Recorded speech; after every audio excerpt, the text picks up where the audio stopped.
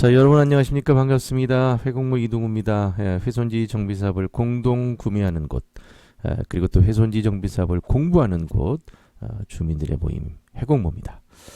자, 요즘에 이주권에 대해서 관심을 갖는 분들이 상당히 많이 계시죠. 그래서 오늘은 이주권에 대해서 말씀을 드리도록 하겠습니다. 훼손지 정비사업, 이거 돈 너무 많이 들어. 그래서 그냥 나 이주권 갖다가 안 칠래. 그냥 우리가 은어로 딱지 갖다 앉힐 거야 이러시는 분들이 상당히 많이 계십니다. 이주권은 일단은 이주권에 대해서 강의를 드리기 전에 이주권은 합법일까요? 불법일까요? 여러분들 이주권은 합법일까요? 불법일까요? 불법 여러분들 엄청 싫어하시잖아요. 예. 물론 이행강제금이라든가 개구장을 받으시는 분들이 불법 좋아서 하시는 건 아니지 않습니까? 그래서 이 주권은 불법일까요? 합법일까요? 이 주권은 합법입니다. 매매가 허용이 됩니다. 이 주권을 가지고 세금도 내고 양도소득세도 되고요. 이 주권은 합법입니다. 자, 그런데 왜 요즘에 이 주권에 대해서 상당히 많은 사람들이 관심을 가질까요? 그동안 이 주권은 우리가 이제 도로딱지라고 하는 이 주권이 실질적으로 막 5억이 넘어갔었잖아요. 비쌀 때는 6억, 5억 5천, 5억 초반대 이랬는데 왕숙시구 3기 신도시가 이제 수용이 되면서 거기서 나오는 이 주권이 상당히 많을 것이다. 그리고 또 금액이 많이 다운될 것이다. 이런 어떤 기대를 좀 하는 것 같아요. 그래서 왜 갑자기 왕숙 신도시에서 이 주권이 많이 나올 것이다. 이런 얘기를 하는지 먼저 설명을 좀 드리도록 하겠습니다. 자, 여러분 지금 보시는 이 화면이 언제입니까? 2월 10일 날, 그러니까 올해 2월 10일 날 이 보도자료를 한번 좀 보도록 하겠습니다. 공익사업 시행으로 해제된 지비 주민도 주택 신청 가능 이렇게 써 있어요. 이게 공익사업 시행으로 해제된 개발제한구역 주민도 주택 신축 가능, 이게 무슨 말인지 엄청나게 여러분 헷갈리실 것 같은데 아주 단순하게 말씀드리겠습니다. 왕숙 신도시는 기존 법으로 얘기하면 개발제한구역 주택을 가지고 있어도 딱지가 안 나왔습니다. 그런데 2월 10일 날 법이 바뀌었습니다. 어떻게 바뀌었냐? 자, 여러분 그린벨트에서 허용되지 않는 사업, 즉 그린벨트에서 허용되지 않는 사업은 뭐예요? 산업단지 조성, 도시개발 사업, 이런 것들이 그린벨트에서 허용되지 않습니다. 그래서 그린벨트를 해제하고 보상을 해주기 때문에 원래는 이게 안 됐던 거예요. 그럼 보상받는 사람들은 어떤 사람들이냐?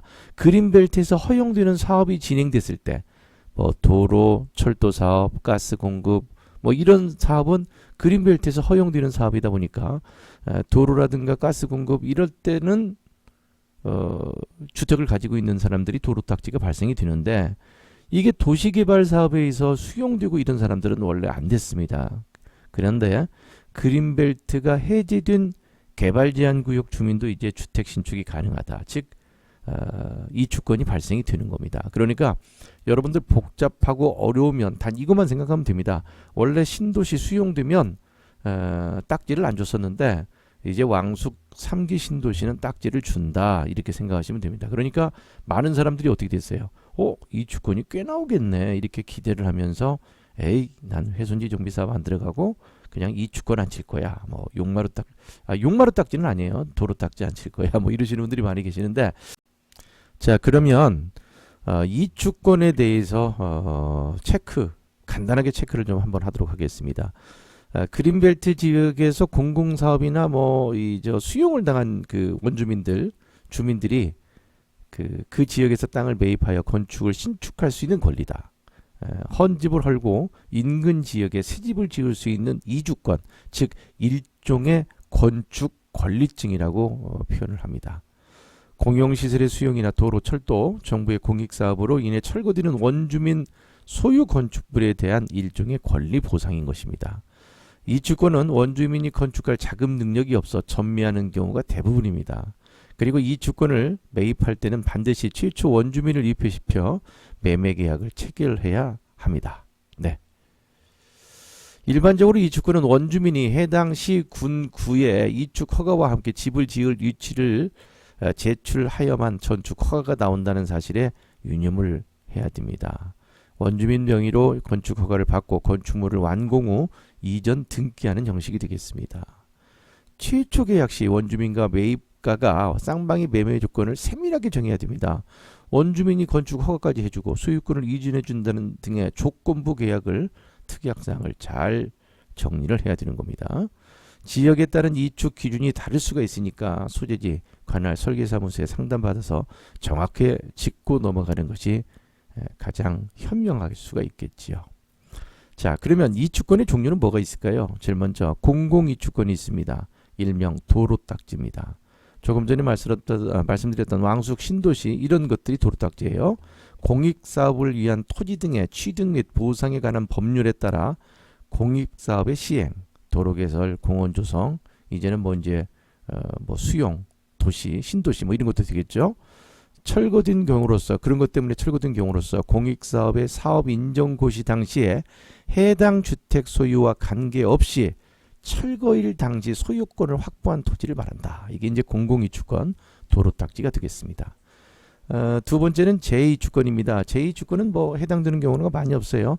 태풍, 홍수 등으로 인해서 더 이상 거주할 수 없게 되면 기존 주택 소유자가 재해를 입은 날로부터 6개월 이내에 소유권을 확보한 토지를 말한다. 그러니까 6개월 안에 다시 지을 수 있는 제2주권이 생긴다는 거죠.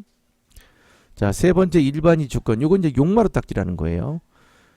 그러니까 개발제한구역 지정 이전부터 건축되어 있는 주택. 토지는 다른 사람이야. 지상권이 있는 사람이에요. 이런 사람들이 다시 건축하려고 그러니까 주택 그 지상권을 갖고 있는 사람이 다시 건축하려고 그러니까 토지주가 동의를 안 해줘요. 그러면은 그 지상권을 가지고 있는 사람이 취락지구 내에서는 신축할 수 있는 바로 토지를 이제 우리가 용마루 딱지다, 뭐 일반 이주권이다. 단 이것은 취락지구 안에서만 이루어질 수가 있습니다. 그 다음에 이것은 좀 흔하지는 않는 건데 네 번째는 영농 이주권이라는 게 있습니다. 농사짓기 위해서 본인 주택에서 멀리 너무 멀다. 그래서 이제 본인 농지에 옮겨 짓는 경우인데 이것은 좀 더 들여다보면 10,000제곱미터 이상의 농지를 가지고 있어서 그 농지 안에만 지을 수 있는 영농 이주권도 있습니다. A라는 사람과 B라는 사람이 있어요. 평수는 300평이 있습니다. 이거 여러분들 상당히 궁금해하실 거예요. 예. 자, A라는 사람과 B라는 사람이 있는데 300평의 토지가 있는데 한 사람은 이 주권을 안칠 계획이고 한 사람은 훼손지 정비 사업에 들어갈 계획입니다. 자, 그러면은 투자 금액은 이 주권은 5억이 만약에 투자가 된다라고 가정을 합시다. 300평 토지를 가지고 있는데 어떤 사람은 이 주권 5억짜리를 안쳤고 훼손지 정비 사업에 들어가는 사람은 내 토지 30%를 자르면 뭐 기부채납에서 돈이 안 들어가겠죠. 그런데 흩어진 훼손지를 사야겠다. 이러면 300평은 128평을 사야 됩니다. 그래서 그냥 평당 한 뭐 200이다. 그러면 2억 5천을 잡도록 하겠습니다. 자, 그래서 300평 토지를 가지고 있는 사람이 이 주권을 안 치면 이 주권 그 딱지값 5억, 그리고 또 훼손지 정비 사업은 흩어진 훼손지를 샀다. 그러면 2억 5천이 됩니다. 자, 그러면 5억과 2억 5천을 투자한 사람의 300평이 어떻게 변하는지 한번 보도록 하겠습니다. 이 주권은 지목 변경, 대지는 100평이 지목이 이제 대지로 바뀌는 게 100평, 주차장이 90평, 그리고 나머지 농지 110평이 그대로 남아 있지요. 다시 한번 300평의 이 주권을 안 치면 100평은 대지, 주차장은 90평, 그리고 농지는 110평입니다. 자, 그런데 B토지는 어떻게 됐어요? B토지는 2억 5천을 투자하면 300평이 모두 창으로 바뀝니다. 그죠? 그리고 만약에 내 토지를 30% 잘라줬다 이러면 창은 210평이 바뀌고, 그러니까 창고 용지로는 210평이 바꾸고, 그리고 시유지로 90평은 녹지로 남는 거지요. 건축은 어떻게 짓느냐? 자, 이 주권의 토지는 300평 중에서 1층 60평을 짓고 2층 10평을 질 수가 있습니다.